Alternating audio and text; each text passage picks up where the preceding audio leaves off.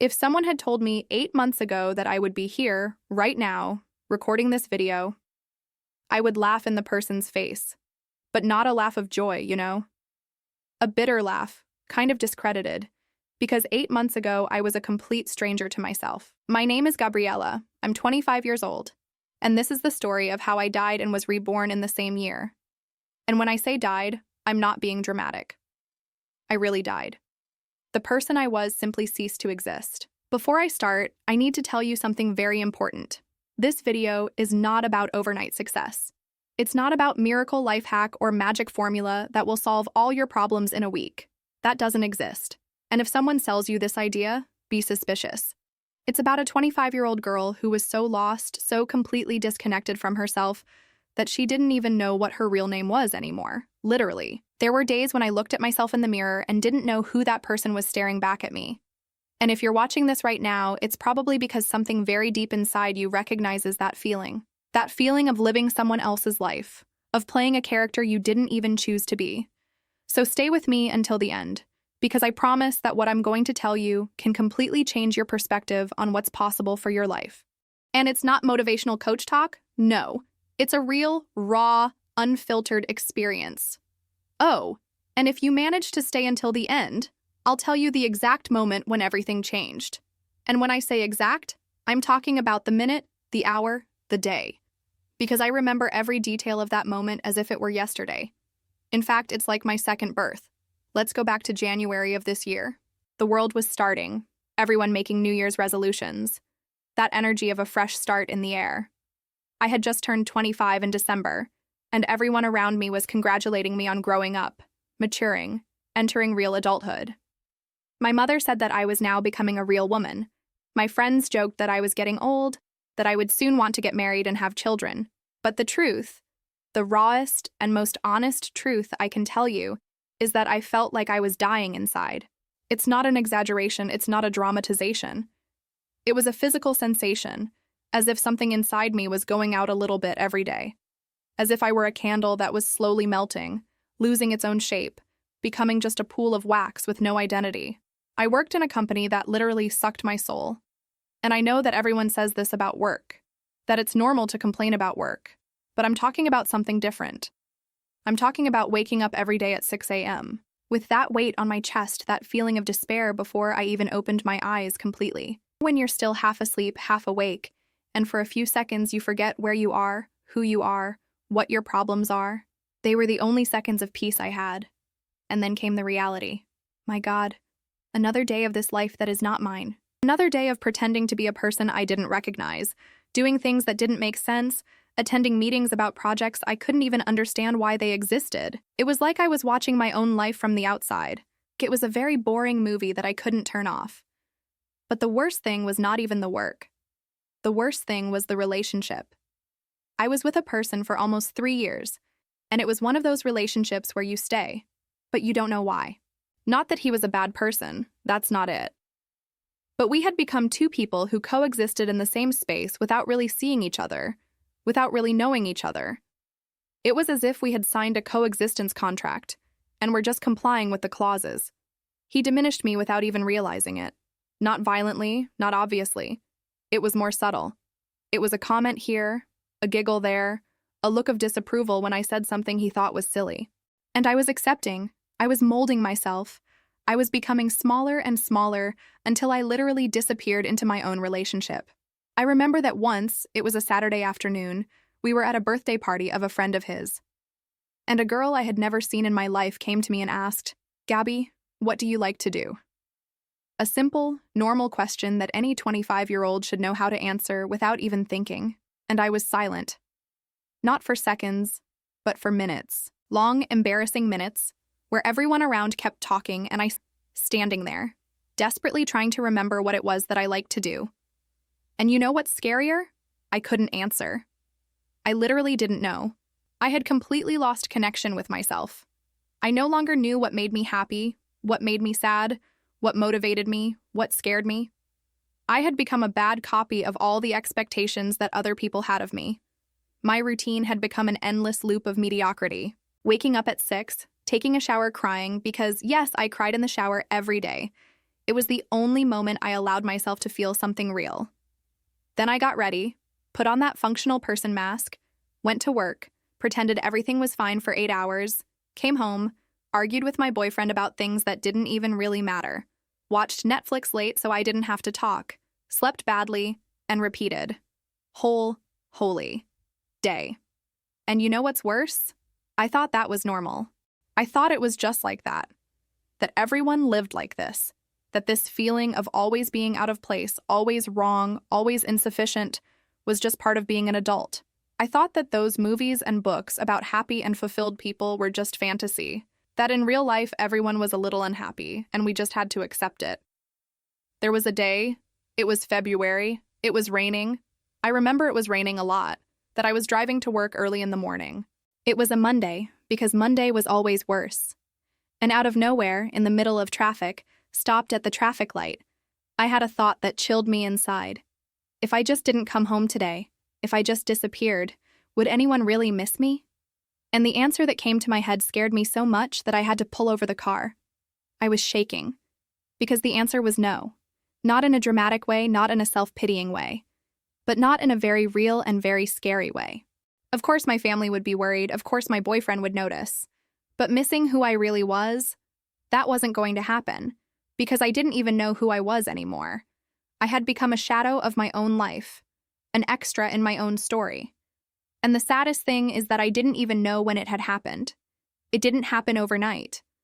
It was a slow, gradual process of accepting less, of settling for crumbs, of lowering my head and agreeing with things that didn't make sense to me. If you've ever felt that way, if you're feeling that way right now, I want you to know that you're not alone. Write "I understand" in the comments, because I need you to know that this feeling, as isolated as it makes you feel, is more common than you think. And it's not your fault. It is not weakness. It's just the result of having lived trying to fit into little boxes that were never made for you. But then March 15th arrived, an ordinary, cloudy, somewhat cold Tuesday. And I'm going to tell you exactly what happened, minute by minute, because it was literally the watershed of my life. The day I died and was reborn. And when you hear the story, maybe you'll think I'm exaggerating, that it wasn't that dramatic. But I swear to you, that's exactly how it happened. I arrived at work that morning already feeling exhausted. I had fought with my boyfriend the night before because of some nonsense. I had slept badly, woke up late, missed the bus. That feeling that the day has already started wrong and was only going to get worse. And it really got worse. Early in the morning, my boss called me into his office. He was a man of about 50 years old, one of those who think that shouting is synonymous with leadership, who confuse authority with authoritarianism. And he started to scold me because of a report that was not even my responsibility, a report that another department had done, but for some reason he thought it was my fault that it wasn't perfect. He yelled at me for about 15 minutes, in front of other people. He called me disorganized, irresponsible, said I had no commitment to the company. And I standing there, nodding my head, apologizing for things I hadn't even done. Because that's what I always did. I always accepted the guilt, always diminished myself, always swallowed hard and pretended that everything was fine. When he finished screaming, I left his room completely destroyed. I couldn't even look at my coworkers because I knew they had heard everything and felt sorry for me. And pity was the last thing I wanted. I went straight to the bathroom, to my usual refuge, that bathroom at the end of the corridor where I always went to cry in secret. I went into one of the cabins, sat on the toilet, and started crying. But it wasn't a normal cry. It was a cry of despair, of anger, of accumulated frustration. I was literally sobbing, trying to muffle the sound so no one would hear me. And between tears, I kept repeating in my head, why do I accept this? Why do I let people treat me like that? Why don't I react? After about 5 minutes of crying, I got up to get out of the cabin and compose myself. I opened the door, went to the sink to wash my face, tried to disguise that I had cried. And when I raised my head and looked at myself in the mirror, guys, I can't explain what happened. It was as if time stopped. I didn't recognize myself. Literally. For a few seconds, I looked in the mirror and thought, who is this person? Her eyes swollen from crying, her shoulders slumped, that expression of total defeat, of someone who has already given up fighting. And even scarier, I saw my mother. I saw my mother in my face. My mother, who always accepted everything quietly, who always settled for less, who always put everyone in front of her. And it was at that moment that something clicked. It was not gradual. It was not a process. It was like a snap, a sudden awakening. I looked myself straight in the eyes, rested both hands on the sink, and said loudly, even though I was in the company bathroom, "Gabriella, either you change now or you die here." And I'm not talking about physical death. I'm talking about the death of the soul, the death of dreams, the death of any possibility of you being truly happy. And for the first time in months, I felt something different coursing through my veins. It wasn't happiness, it wasn't optimism, it was anger. But it was a good anger, an anger that gave me energy. An anger at having wasted so much time being small when I could be giant. An anger at having accepted crumbs when I deserved the entire banquet. An anger at having let other people decide who I was when I hadn't even given myself the chance to get to know myself. I stood there in the bathroom, looking at myself in the mirror, and for the first time in years I recognized myself. Not the person I had become, but the person I had always been underneath all those layers of expectations and fears. I saw a strong woman, a fighter, someone who would no longer accept being treated as less than she deserved. I left the bathroom in a completely different energy. I went back to my desk, turned on the computer, and without thinking twice, I started writing a resignation email. I had no other job, no money saved, no plan B. But I knew, with absolute certainty, that if I didn't do that at that moment, I would never have the courage again. I wrote the most heartfelt email of my life. It wasn't one of those formal emails full of fake thanks.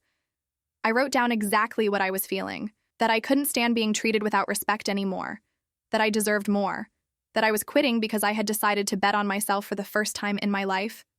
I reread the email about 3 times, my heart beating so hard I thought I was going to explode. And at 2:37 p.m., I pressed send. I remember exactly the time because that's when my life began. It's not dramatic. It's not an exaggeration. It was literally the moment I was born again. Comment below.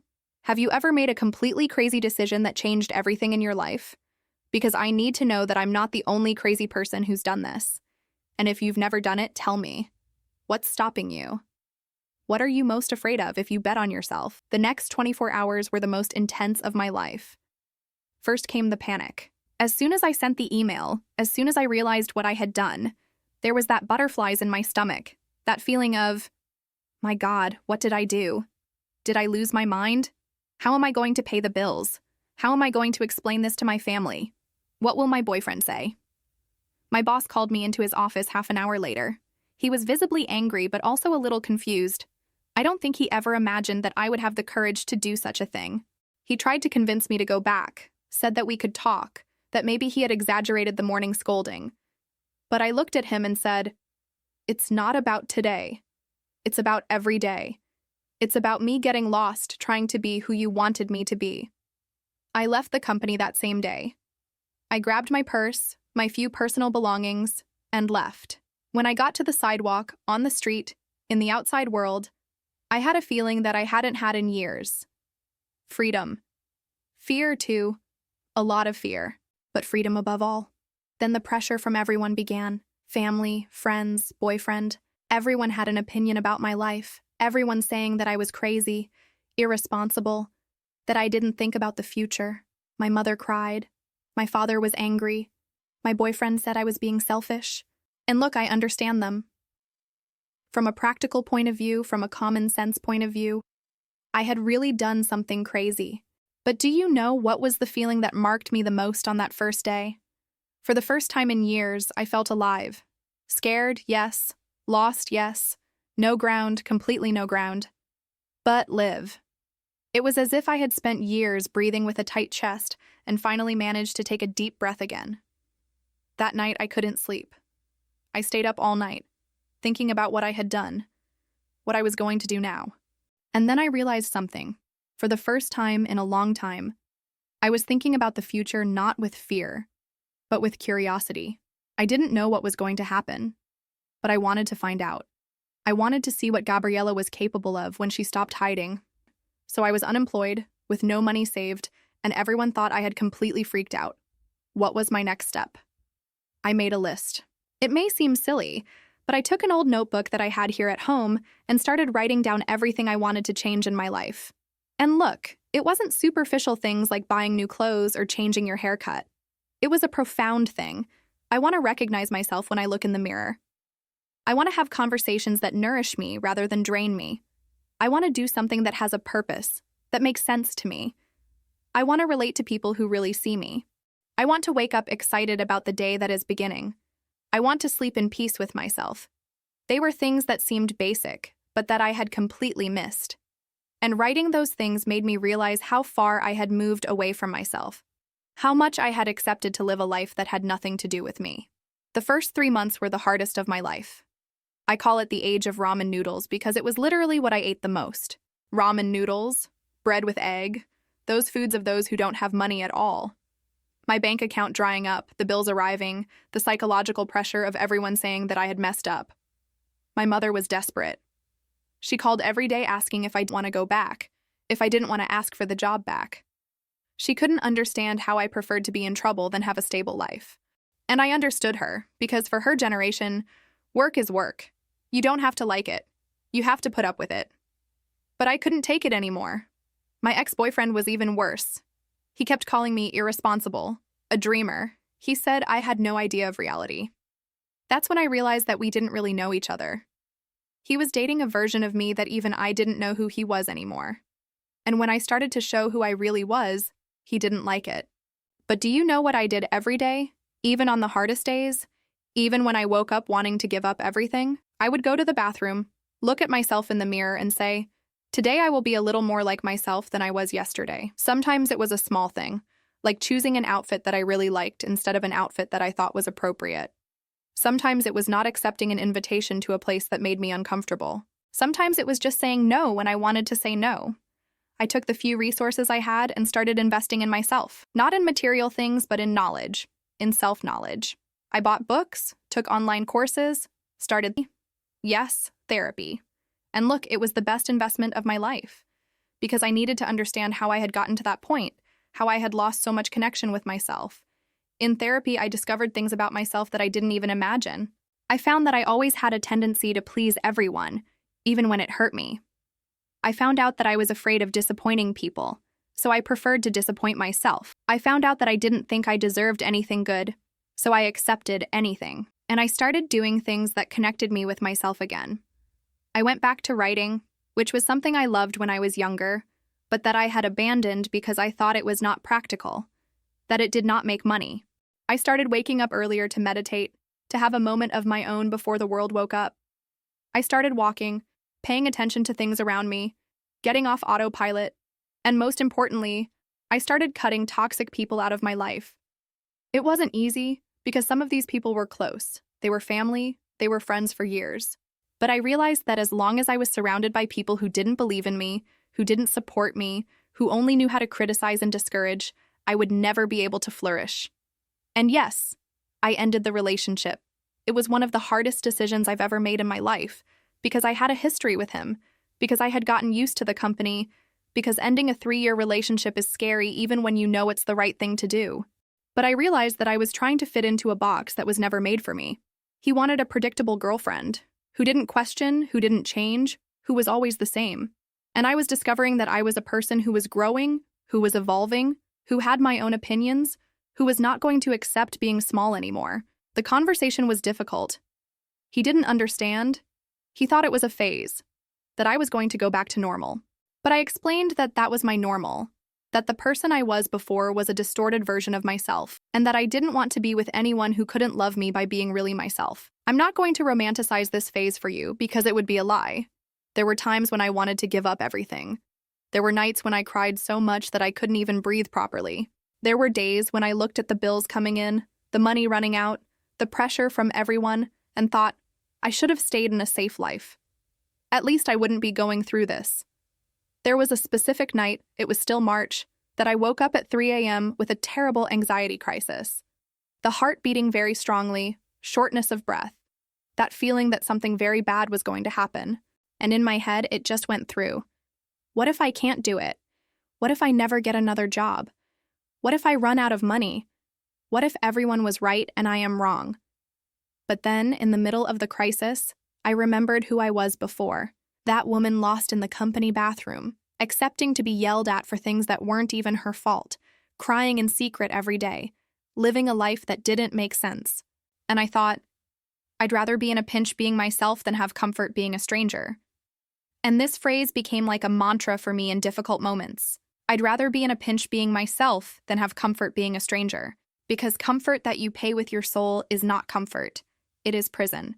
If you're going through a difficult time of change right now, if you're questioning your choices, if you're afraid to bet on yourself, leave a heart in the comments. I want you to know that you are not alone, and that this difficult moment is not punishment.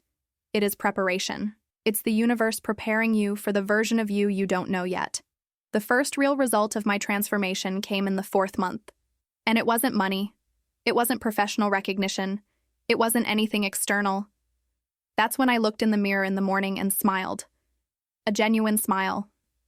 Not forced, not faked, not to please anyone, genuine. And I thought, hi, Gabby. Wow, I missed you. Because I had regained something I didn't even know I had lost. My own company. I started to enjoy being alone with myself again. I went back to having interesting internal conversations. I felt curious again about what I thought, what I felt, what I wanted. From there, things began to fall into place in a way that today I can only call magic. It wasn't luck. It wasn't coincidence. It was the result of me having aligned myself with myself, of having stopped swimming against the current of my own nature. I started my own business. I always had an easy time writing, communicating, so I started offering writing services, content creation.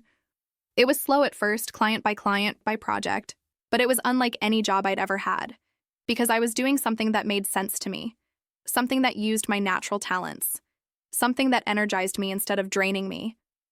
I met amazing people. I don't know if they appeared in my life or if I started to see them, but suddenly I was surrounded by people who really saw me, who supported me, who inspired me, people who had made journeys similar to mine, who had bet on themselves, who understood what it was to have the courage to be different. I created a routine that nourished me instead of draining me.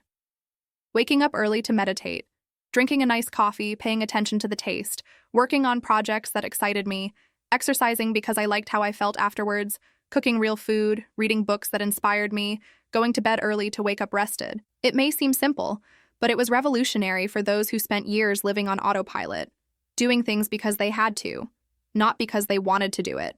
I rediscovered the pleasure in small things, in everyday life, in being present in my own daily life. But most important of all, I regained my own company. I started to enjoy being alone with myself again. I went back to having interesting internal conversations. I went back to trusting my intuition, my perception of things, my decisions. Today, 8 months after that day in the company bathroom, when people ask me what has changed in my life, I answer, everything and nothing, all because my life is completely different. Nothing because I just went back to being who I always was. The transformation was not becoming someone else. The transformation was to peel off all the layers of things that weren't mine and rediscover who I've always been underneath all of that. It was like taking off a costume that I didn't even remember I was wearing anymore and going back to wearing my own skin. If you want concrete numbers, practical data on the transformation, I left a job that paid me 3,000 Rs and that I hated to have my own business that today gives me more than 8,000 a month doing something I love. I came out of a toxic 3-year relationship to be at deep peace with myself and open to meeting someone who loves me being exactly who I am. I left a routine that killed me inside to have a life that energizes me every day. But if you want the most important number, the one that really matters, I went from 0% connection with myself to 100% genuine self-love. I went from not being able to answer who I was to knowing exactly what my values are, my dreams, my limits, my talents. The first thing I learned on this journey is that real change doesn't happen when you want more out of life. Real change happens when you can't stand the life you have anymore. When the pain of staying the same becomes greater than the fear of change. When you realize that you are already suffering, then why not suffer in the direction of your dreams?